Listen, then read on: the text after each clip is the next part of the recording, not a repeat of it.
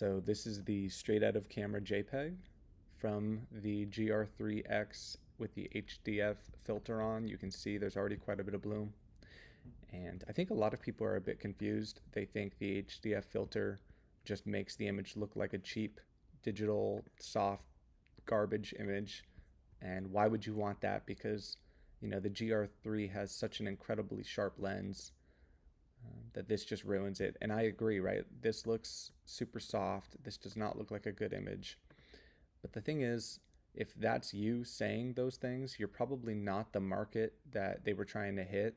When it comes to film emulation, the HDF filter is incredible. And so when you're using these Black Pro mist filters or these highlight diffusion filters, you can use these to your advantage if you're into film emulation.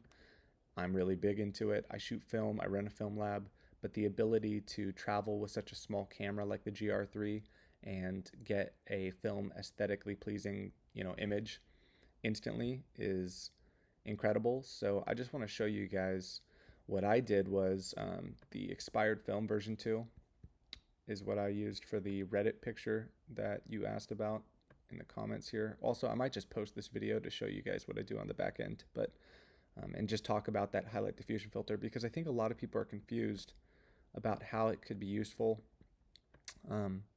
Anyways, I think I just lowered the warmth a bit and boosted the exposure. I did something like this, but I actually prefer the way that the Cinestill 50D looks with this particular image, and we can bring that down a little bit. I want to touch on film emulation too. You see, there's less grain in the shadows here. There's way more grain in the highlights. When my presets are applied, they automatically detect the shadows, midtones, and highlights. The reason for that is there's 3 independent masks.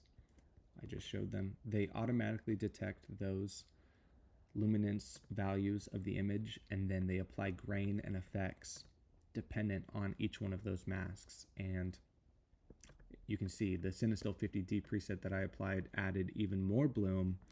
But the thing is, guys, this is what you want to see for film emulation, right? You don't want a super sharp lens like the GR3 line without using a filter. I mean, you can, there's no problem. It'll still look, like film for the most part, but this highlight diffusion filter really adds something incredible that I'm not seeing even from the Black Pro mist filters that I use.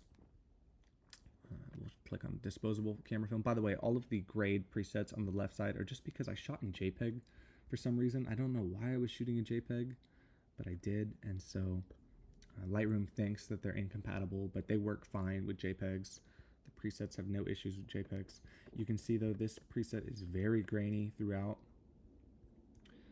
I recently came out with Provia. Honestly, Provia is similar to Velvia. It's just less saturated, kind of boosts the shadows a bit. You can see, again, less grain in the shadows, more grain in the highlights. That's authentic to real film. If you scan your own film, I don't care if it's DSLR scanned or if it's on a Noritsu or a SP3000, you're gonna see more grain in the highlights. And I think that looks awesome. Everybody loves Portra. With my Portra, I like to warm it up just a little bit.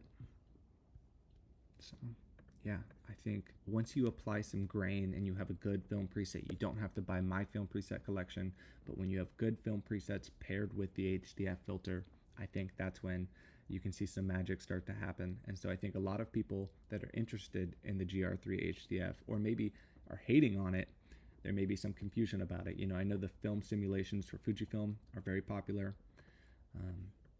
The thing is, I think probably a lot of people buying the HDF are interested in the, film emulation, but maybe this helps you see what I'm talking about, see what people are doing. But I don't know.